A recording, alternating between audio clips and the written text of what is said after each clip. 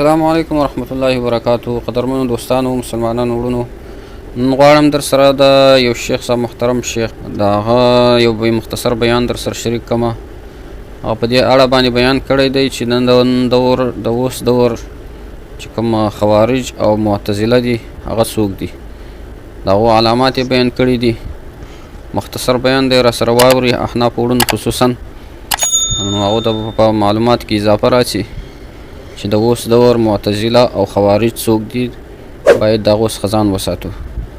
نو دا مختصر بیان واورئ، د ملګرو سره هم شریک کړئ، تر څو دوی په هغه غلطو عقایدو کې اخته نه شي چې کوم د نن دور د اوس دور د خوارجو او د معتزلو عقاید دي، د هغو څخه باید ځان وساتو. دا بیان در سره په دا سیټ کې پلی کومه، په غور سره یې واورئ، انشاءالله چې تاسو لپاره به فایده وي او په علم او په اضافه راشي.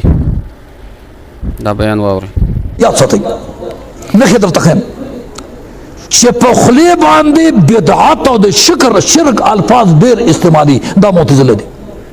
یقینا او چې قرآن شریف کې د کفارو باره کې کوم آیاتونه دي په مسلمان یې چسپان کوي، دا خوارج دي.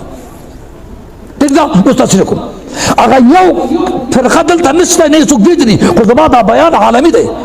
په سعودي کې اوري، په لیبیا کې اوري، په دوبۍ کې اوري، په قطر کې اوري، په جرمني کې اوري، په امریکا کې اوري، یاره چې څومره، او پاکستان کې خامخا اوري.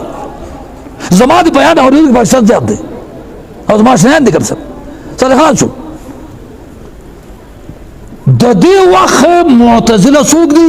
پنجپیری ووابي. او خارجي څوک دی؟ مودودي چې یادېږي وایه، دا یاد ساته. مودودي صاحب سره د ملګرو دا خوارج دي. دلته شته او که نه شته، خو دا واورئ ټول خلک صاحب. محترمو دوستانو، دا بیان که څه هم پر بعضو یارانو باندې ډېر بد لګېدلی دی، ډېر په غوسه کې دي، ځکه دوی د هغو د کوم معتزله او خوارج چې دي، دوی د هغو دوستان او یاران دي.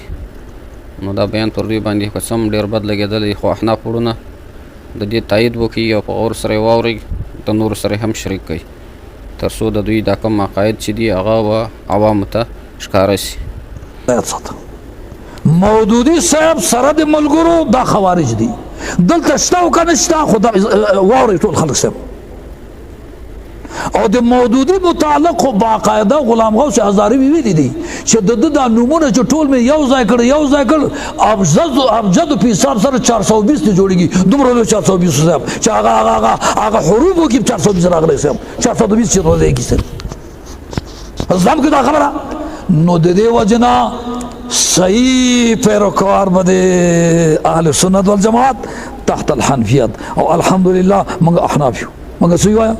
محترمو دوستانو، په آخر کې زما هم دا یو پیغام در سره واورئ، په ذهن کې ونیسئ چې هغه علما چې کوم پخواني علما دي، د هغو عقاید برابر دي، بالکل د حنفي مسلک مطابق، د حنفي مذهب مطابق عقاید دي، برابر دي.